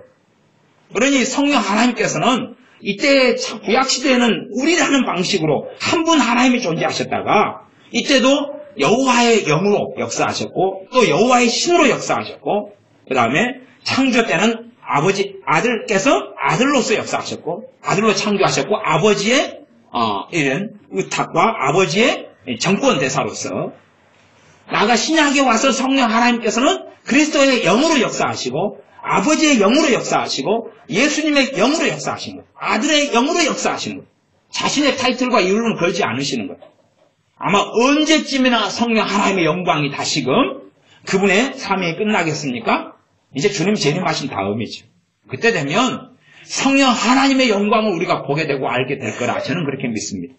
그러나 이 땅에서 아버지의 영으로 행하시며 아버지 영광을 드러내시고 가장 근원적으로는 우리 주 예수 그리스도의 영광을 드러내셔서 아들의 영으로서 그리스도의 영으로서 행하실 때는 자신을 감추신다는 사실, 자신을 감추셔요. 주님의 이름을 드러내는 건지 자신의 영광을 드러내가지고 나한테 기도해. 그러니까 베니힌의 안녕하세요 성령입니다. 또 조영교 목사님의 성령론에서 난 아침마다 일어나서 인사합니다. 아니면 저기 인천 모 목사님도 그렇게 이야기해요. 아침마다 일어나서 성령님께 막 대화하고 이야기한다 그래요. 아니요. 그리스도의 영으로서 임하여 계시거든요. 예수 그리스도의 영으로 임하여 계셔서 내가 성령님과 만나는 것이 아니라 성령님께서는 아들로서 행하시는 거예요. 우리 안에서. 그게 신비예요. 신비예요. 그래서 내가 너희를 과처럼 놔두지 않고 너희에게 다시 돌아오리라 그러면서 내가 성령을 보내겠다는 거예요. 누구의 이름으로? 내 이름으로 보낼 보혜사 성령이라고 이야기해요. 또 다른 보혜사를 너에게 보내리니 그러면 거기에서 헬라어에서 또 다른이란 말이 두 가지가 있어요. 우리도 다른이란 말이 있어요. 어떻게 쓰냐 그러면 요 보드카바하고 요 기름병하고 이 두 개가 다르지요. 요걸 다른이라는, 아니 다르니까 다른이죠. 값도 다르고 모양도 다르고 물체도 다르고 그 다음에 뭐 그런 게 이게 다르지만 어쨌든 똑같다고 가정해봅시다. 요게 똑같은 다른 게 있어요. 똑같은 무게와 중량과 가격과 가치와 냄새와 형태와 모든 게 같은 다른 거예요. 거기에서 헬라어에서 또 다른 보혜사를 보내겠다는 다른이란 말은 우리 주님께 다른 보혜사니까 우리 주 예수님께서 보혜사로 오셨다는 걸 알 수 있어요. 그러면 우리 주님과 아주 동일한 똑같으신 분이 오신다 그 말이에요. 근데 그분이 누구의 이름으로요? 아들의 이름으로 와요. 근데 성령님께 기도하는 것 자체를 아들을 영화롭게 하러 오신 성령 하나님께서 기뻐하실 일 자체가 없어요. 근데 매일 성령 안녕하세요? 그래 안녕하다. 식사하셨어요? 나 안 먹는 거 알지? 이런 밥 먹었냐? 예, 지금 먹으려고요. 오늘 날씨 좋네요? 내가 좋게 만들었지. 예, 오늘 일 보러 가야 된다. 도와주실래? 그래 내가 함께 하겠다. 이런 것이 성령님과 교통이고 대화하고 그런 음성이 들린다고 생각하는 거예요. 그런 사람들은요. 다 미혹의 받아들일 전초 작업과 준비가 다 돼 있는 거예요. 다 돼 있어요.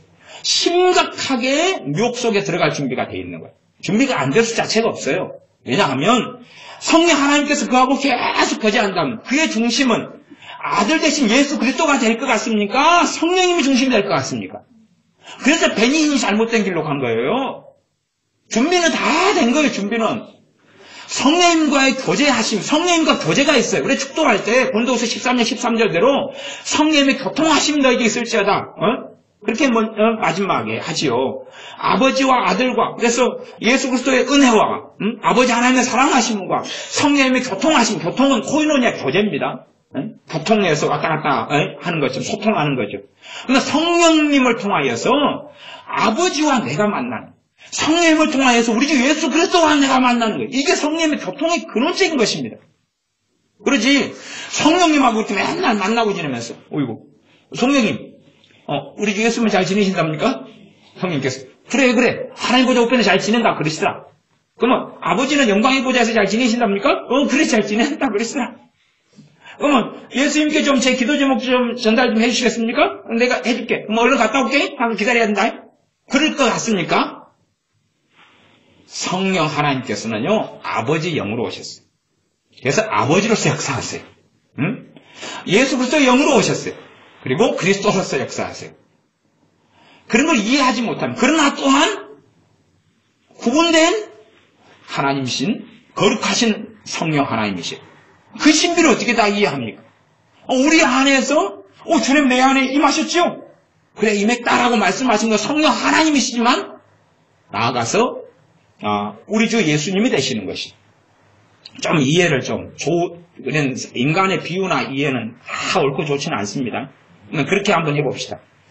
정권대사라는 게 있어요. 정권대사 아시죠? 정권대사라는 건 우리가, 이 대통령이 어떤 국사나 아니면 대사를 파견할 때에, 그다음에 어떤 특별한 어떤 조약이나 계약이나 특별한 뭔가 때문에 한 대사를 파견할 때 정권대사라고 해요. 그 사람이 하는 말은 대통령이 하는 말이고 그 사람이 하는 사인은 대통령이 하는 사인이고 이 모든 권리를 줘가지고 보내는 거예요. 정권대사. 이런 사람이 있어요. 그러니까 우리 목회자들 모임에서는 정권대사가 유행하는 말입니다. 우리는 노회나 뭐 총회하면 정권대사 자주 씁니다. 뭐냐 그러면 무슨 이슈와 문제가 있어요. 근데 목사님들이 다 여기 똥하고 모일 수 없잖아요. 1년에 총회로 2번 모이는 것도 깝깝해요. 돈을 차비는 누가 줄 거냐? 총회에서 내놔라, 교회에서 내놔라, 노회에서 내놔라, 안 준다, 얼마 줄 거냐? 복잡합니다, 이게. 차비도 복잡해, 차비도. 그러면 10범위는 누가 줄래? 지금 회의 가는데 2박 3일인데, 그건 밥은 누가 사면 10범위는 밥값. 교통비 그건 누가 줄래? 그건 채로 여간비는 누가 줄래? 이런 문제가 됩니다. 그래서 서로 간에 여기서 준다, 저기서 준다. 목회자들이 그래서 큰 교단 같은 경우는 그런 걸 다 교단에서 돈이 나옵니다. 나오고 그 사인합니다. 사인. 그래서 어떤 경우는 그것도 문제가 많이 돼요. 또 엉뚱한 대로 30% 셉니다만. 목사님, 내 식구미 목사님 대신 받아오세요. 수령해 오세요. 나 이번 못 가는데 데일리 사인을 하고 돈 받아옵니다. 목사님 이번에 15만 원 나왔대요. 통장에 입금해 드릴게요. 대출이 대학교에서만 있는 게 아닙니다. 대리 출석이요. 그래서 분명히 총회는 375명이 왔다고 되어 있는데 숫자 세면 220명이에요. 이상하니 입장할 때 분명히 사인 숫자가 375인데 220이에요. 155가 어디 갔지? 대리 출석이에요. 대리 출석. 왜 그걸 사인을 해야지 돈이 나오거든요. 대신에 근데 또 목사님들이 교회에서도 받아가죠. 작은 노회나 총회는 물론 교단에서 안 줍니다. 돈이 없으니까. 근데 큰 데는 다 그게 예정에 결산에 돼 있어야 다 있거든요. 예산에 있어서. 근데 여기서도 받고 저기서도 받고 또 막 그렇게 또 해갑니다. 그게 이제 목사님들의 돈도 모르는 일이다. 그 말이죠. 그래서 뭐 그분들은 또 그렇게 살다 치고 나는 한 번도 못 받아봤는데 총대로 불러주질 않으니까 이 식검이라도 받아볼 수가 없는 거죠. 괜히 또 불러주면 돈만 더 들 거 아니 차비만 더 들고. 까먹었어요. 삼천포로 세면은 말씀 잊어먹어버려요. 정권대사 감사합니다. 부흥회 때나 묻는 이야기인데 부흥회는 삼천포로 많이 세니까 이제 물어보거든요. 뭘 이야기하다가 너만들 셌어요? 삼천포로 세면 이제 기름붐이 사라져요. 니 멋대로 한번 가봐. 그리고 성령 역사 없어져서 다 까먹어버려요. 그래서 우리는 이제 특별한 이슈와 사건이 있으니까 모이기 힘드니까 정권대사를 딱 지명을 합니다. 그래가지고 당신이 다 알아서 결정하고 선택해가 당신이 하는 모든 결정은 우리 총회가 하는 결정입니다 하고 먼저 사인해줘버려요. 선 사인. 그 다음에 그 사람이 일을 저지르면 다 이제 총회가 뒤집어 써야 돼요. 이상한 일을 벌이면 이상한 일. 그러니 정권대사가 뒤쪽으로 돈 받아 챙기기도 좋죠. 나 정권대사인데 아이고 잘 봐주십시오. 얼마 줄 거야? 아, 1,500만 원 되겠습니까? 아, 그래. 이번 반은 봐줬어. 네? 그리고 이제 앞쪽에서 사인해주고 뒤쪽에서 챙기고. 이게 정권대사가 참 무서운 거예요. 정권대사를 많이 써요. 왜냐면 이제 그게 안 좋은 비유입니다. 근데 아버지께서 구약에는 내내 심판하신다 그랬어요. 응? 아버지 하나님께서. 응? 하나님께서 심판하신다 그랬어요. 하나님께 심판하신다. 하나님이라는 단어는 삼위일체 하나님에 대해 쓰는 단어예요. 하나님이라는 단어만 해도. 응? 그래서 하나님께 심판하신다. 그다음 여호와 하나님이 심판하신 단어도 본질적으로는 삼위일체 하나님에 대해 다 쓰이는 단어예요. 응? 그 다음에 이제 아버지 하나님께만 여호와 하나님이 쓰일 때도 있어요. 응? 그렇다고 치고. 그러면 여호와 하나님께 심판하신다 그럴 때 아들에게 정권을 맡겼어요. 정권대사로. 응? 우리 주 예수 그리스도께 심판하시죠? 그리스도의 심판되죠? 그러면 맡겼어요. 그러면은 아버지 하나님이 예수님께 심판하시는 것이 아버지께서 하시는 겁니까? 안 하시는 겁니까? 아버지가 하시는 거죠. 아, 다시 회사 비유로 할게요. 회장님이 무슨 일에 대하여 김대리를 불러서 너 이걸로 이렇게 시행해. 아, 김대리가 시행했어요. 그럼 김대리가 시행한 게 회장님이 한 거예요? 안 한 거예요? 회장님이 한 거잖아요. 성경 그런 방식을 많이 사용을 해요. 그걸 이해를 못하면 이게 골치 아프죠. 구약 성경에 여호와 하나님께서 재림하신다 그랬어요. 그리고 신약에는 명백하게 아들께서 재림한다 그랬어요. 그러면 무슨 말인지 이해를 해야지요. 아버지 하나님의 재림을 누구에게 정권으로 맡기신 거예요? 그 아들께 맡긴 거예요. 우리 주 예수님께서 아버지의 이름으로 재림하시며 자신의 이름으로 재림하시죠. 그러시면서 심판을 행하신다 그런 말이에요. 그 정도도 이해 못하면 회사에 다니면서 사장님의 오더를 받아서 아니 군대를 가면 알죠. 군대를 가면 위에서 그냥 높은 분이 명령을 내리면 그 명령을 받아서 복명복창하고 예 그렇게 하겠습니다 그리고 시행을 한다 그 말이에요. 그런 것을 이해를 못하면 상식이 없는 거죠. 그래서 요 창세기의 사건은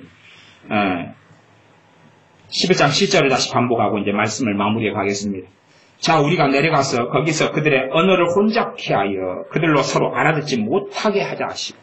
야, 언어라는 것은 누가 만들었다는 거 알 수 있습니까? 하나님이에요. 이게요, 언어만 생각해도 이런저런 구설수를 다 피하고 하나님이 살아계신 이유를 알게 됩니다. 언어는요, 사람이 못 만들어요.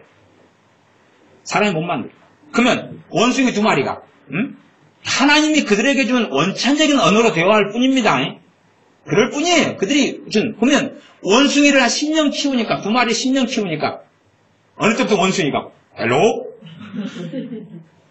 그럼 저쪽 원숭이가 나이스 미츄? 뭐 그런 줄 압니까?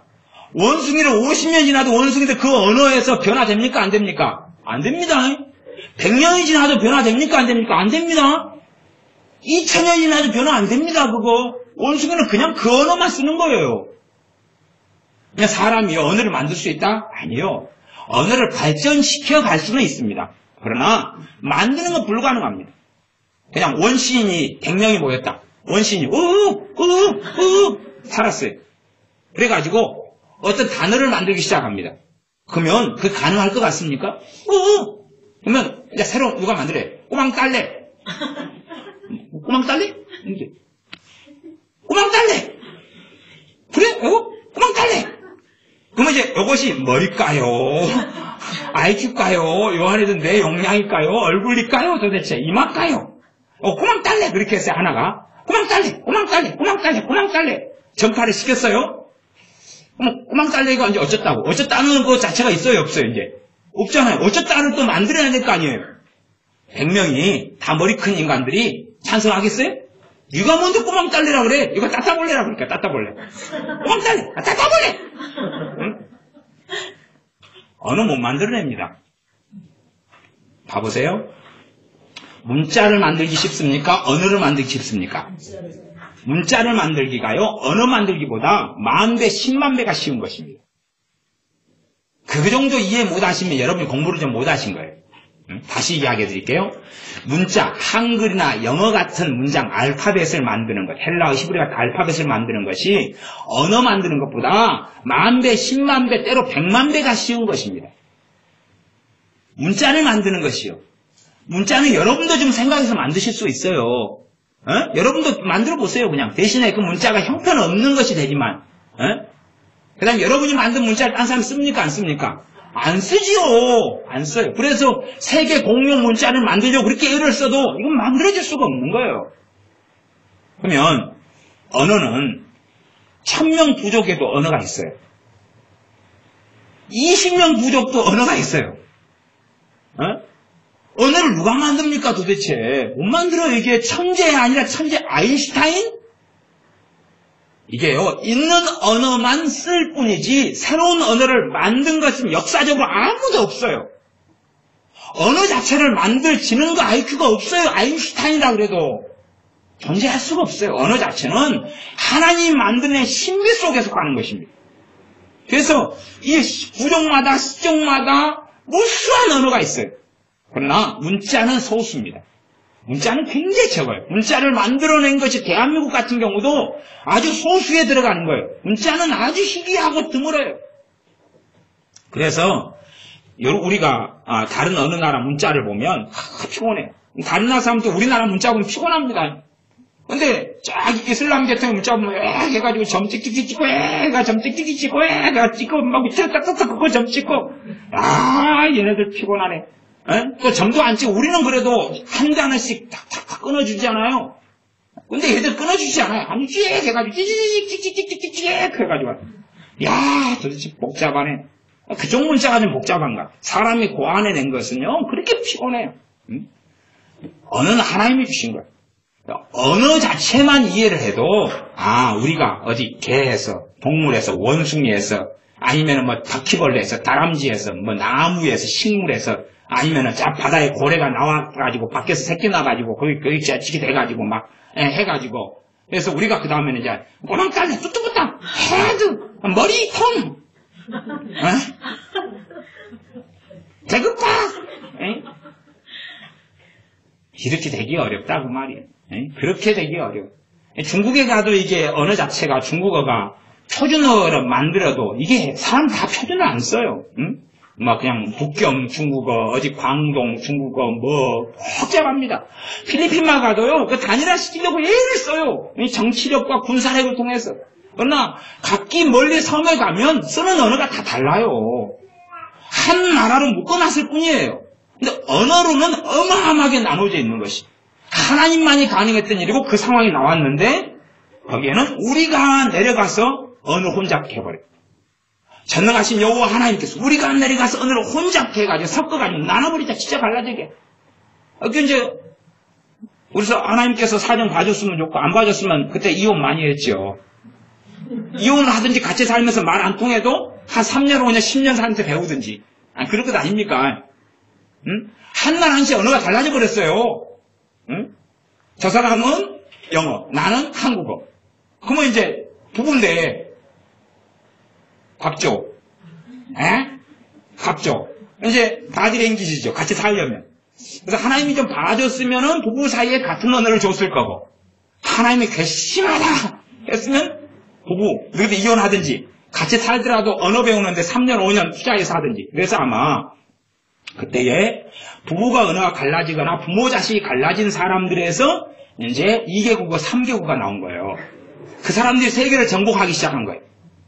제가 또 소설을 써야 되는데 아직 학계에는 발표를 안 했습니다. 일단은 한 가족이 대가족이어서 애를 갖다 10명을 낳았어요. 부모가. 그래가지고 12명이 살아요. 12명이. 근데 애들이 2명, 3명씩 언어가 다르게 받았어요. 부부도 다르게 받고. 그래가지고 한 가족 12명이 모였는데 7개 언어인 거예요. 그러면 이제 우리가 힘을, 쪽수가 많잖아. 7개 언어를 빨리 배우는데 50년 걸렸어요. 갖고 이제 세계를 정복하러 나가자. 7 부족을 정복하러 나가자. 그랬는데 무릎에 힘이 빠지면서 쓰러졌어요. 거기에서 난 애들이 50명이에요. 그러면 우리가 부모님 대를 지어서 나가렵니다. 그리고 이제 세계 정복이 시작됐어요. 그래서 큰 부족을 이루게 되고 통치가 되고 그래가 나중에 징기스칸이 나온 거예요. 제가 이제 그걸 학계에 아직 발표를 안 했어요. 언어를 만드신 분은 하나님이십니다. 다시 이제 요한 2서로 돌아가서 말씀을 마무리하겠습니다. 요한 2서 1장 7절, 8절, 9절, 10절, 11절이었습니다. 7절은 다시 읽습니다. 미혹하는 자가 많이 세상에 나왔나니 이는 예수 그리스도께서 육체로 임하심을 부인하는 자라. 결국 삼위일체 하나님을 부인하는 것입니다. 아들의 존재하신, 아들이 영원하신 하나님이신 걸 부인하는 것입니다. 아들을 하나의 부속품으로 만드는 이러한 또 아리우스 이단 사상이나 혹은 아리우스의 아리로 종속론이라는 게 있어요. 아까 하류신 개념을 이야기했던 그런 개념을 많이 가지고 있습니다. 불완전한 신이다. 아들은 불완전한 신이다. 완전한 신이 아니다. 완전한 신이면 이제 아버지 하나님과 동등해야 돼. 동등. 그래서 질서적 종속론은 성경적이고 그 다음에 질서적이 아니라 어떤 그냥 종속론. 무슨 종속이 존재론적인 종속. 말하자면 내가 좀 틀리기지만은 우리가 이제 하여튼 애를 낳아가 자식이 태어났어요. 그러면 아버지와 아들 사이에 이것이 질서적 종속일까요? 아니면 존재론적 종속일까요? 내 자식이 어릴 때는 존재론적 종속이에요. 그죠? 내 자식들이 성인이 될 때는 질서적 종속이 되는 거예요. 부모 자식과 관계는 남더라도 독립된 가정을 꾸리고 살아가는 거죠. 그러니까 우리 부모 자식과 관계는 사실 두 가지 다를 볼 수가 있어요. 다를 볼 수 있어요. 내 자식이라고 자식이 부모보다 똑똑하기도 하죠. 청출어람도 있고. 근데 아버지와 아들 하나님의 관계는 이거하고는 전혀 다르죠. 어느 때 그냥 아들 하나님께서 우리 주님께서 힘이 더 세져가지고 아버지 하나님을 정복하시고 아버지 하나님 핍박받다가 세력을 더 모아가지고 진군에 가시고 막 이런 이상한 상황이 아니다 그 말이에요. 하나님이 한 분이시기 때문에 뜻과 마음과 모든 게 다 같으셔요. 영광도 같고 속성도 다 같으셔요. 그러지 구약의 여호와 하나님은 막 그냥 심판하고 칼을 뽑았다가 신약의 예수님은 그냥 아이고 아버지 왜 이러세요? 아버지 좀 올해는 좀 인자해 줍시다. 새시로 삽시다. 그렇게 막 아버지 하나님 회개하고 막 그런 이상한 게 아니에요. 구약에서부터 하나님은 사랑이셨고 구약에서부터 하나님을 사랑하고 이웃을 사랑하라고 말씀하시던 그분께서 아들을 보내셨고 아버지께서 아들에게 담아주신 그 말씀을 아들은 하셨다 그 말이에요. 아버지의 영광과 아버지의 이름으로 왔기 때문에 그런 자기의 말을 안 하셨다 그 말이 아버지 이름으로 왔기 때문에 아버지가 보냈기 때문에 내가 아버지 이름으로 왔다 뭐 이런 것 가지고도 정신 나가서 이상한 소리를 누가 하는데 사장이 부하 직원을 보내면서 이거 이렇게 처리해. 그래가지고 그렇게 처리하는 것은 누구 이름이에요? 사장의 이름으로 간 거잖아요 지금. 자기 이름으로 간 게 아니잖아요. 자기 멋대로 처리해버리면 그건 잘못된 거잖아요. 그러니까 사장의 이름으로 갔다 그 말이 그것이 이름이란 말이 그 말이에요. 그냥 이름 자체가 여호와 하나님이네 예수님이네 그런 뜻이 아니란 말이에요. 그래서 이게 이 양반이 이 양태론 이 일신론 주장하는 그 유명한 어떤 목사님이 이름이라는 단어에 헷가닥 홀려버린 거야. 홀려버려. 그래가지고 아버지의 이름으로 보냈다 해서 헷가닥 홀려버린 거예요. 홀려버려. 그러면 여러분이 모르시면 옛날에 제 아버지도 그랬어요. 저한테 옛날에 이 노란색 큰 주전자 주시면서 야 막걸리 받아와라 한 대 받아와라. 그러면 이제 제가 누구 이름으로 갑니까? 아버지 이름으로 가는 거예요. 막걸리 이거 한 대 주세요. 이 효로 자식이 젊은 놈 몇 살이야? 10살인데요. 근데 이 벌써 술 취해먹으려고 해! 한 분도 그런 분이 없으셔요. 제가 누구 이름으로 갔어요? 아버지 이름, 우리 아버지가 잡수신다고 이거 아버지가 받아오라 그랬어요. 한데 물론 심정은 가요. 얘가 받아가는 길에 헐딱헐딱 마실 거란 심정이 가지만 지금 누구 이름으로 막걸리 받으러 간 거예요? 아버지 이름으로 간 거 아니에요. 그러니까 아버지가 보낸 줄 알고 주는 거지. 10살짜리가 그래 많이 술 좀 적당히 마셔라. 너무 젊을 때 많이 마시면 안 좋다. 이 아저씨처럼 골아버린다. 그리고 막걸리 한 대를 준 게 아니란 말이에요. 담배 심부름 시키잖아요. 어릴 때는. 야, 담배 좀 저기 가서 좀, 새마을인가, 그런 거 좀 해와라. 아니면 옛날에 그 담배 이름이 뭐더라? 하여튼, 청룡 이런 거 있었던가? 그런 거 하여튼 해와라. 그러면은, 우리 아버지가 담배 두 갑만 달라는데 옛날엔 또 보루로 피웠어요. 한 보루로 이렇게 해가지고. 아버지가 두 보루 가져오라는데요? 야, 이 벌써부터 담배 피냐? 아니, 우리 아버지가요. 다 알죠. 그거는 우리 아버지 이름으로 달아놓으라는데요. 그게 아버지 이름이에요. 아버지의 이름. 그것도 모르는 답이에요. 그러니까 이상한 이름으로 해서 아버지 이름 그러니까 이제 예수님 이름이 여호와가 된 거예요. 여호와. 그래가지고 일신론 속에 들어가면 머리에 총 맞은 거죠. 제가 그 양반 설교를 들어보니까 그 머리에 총 맞은 이야기. 그래서 이름 하나 가지고 알짱땅땅 해가지고 그러더라고요. 왜 이름이 뭔지를 몰라요. 그냥. 왜 몰라요? 그래서 우리가 어쩔 때는 이제 그러잖아요. 막걸리 한 대 받아오면서, 요 새우깡이랑 요거 가져갈게요. 돈은, 아버지가 다 이렇게 달아놓으라 그랬어요. 막걸리 값 옆에다 같이 달아놔버리는 거죠. 사실은 그건 아버지 이름이 아니었던 거예요. 나 핑계 뛰면 원래 아버지 이름으로, 아버지 담배하고 막걸리하고 합성해가지고, 아버지 이름으로 달아버리는 거예요. 그거 내가 갚는 게 아니잖아요. 응? 대신에, 아저씨, 막걸리 값을 좀, 이렇게, 새우깡 빼고 이렇게 고쳐가지고 써주세요. 아버지 이름으로. 아버지가 저희 값 갚으려고 하니까, 막걸리 값이 너무 비싼 거예요. 왜 이래요? 당신 아들이 당신 이름으로 새우깡 사가면서 그거 다 해놨어. 이놈의 자식. 그렇게 왜 아들을 술심부름 시켜? 아버지 이름은 아버지의 뜻, 아버지가 보낸 이유, 그것을 가지고 행했다 그런 말입니다. 그래서 이런 육체로 그리스도께서 임하신 것을 부인하는 자가 미혹하는 자요 적그리스도다. 8절 너희는 너희를 삼가 우리의 일한 것을 잃지 말고 오직 온전한 상을 얻으라. 주 예수 그리스도께서 육체로 임하심을 부인해버리고 미혹돼버리면 우리가 일한 것을 어떻게 돼버릴 수 있습니까? 잃어버리는 거예요.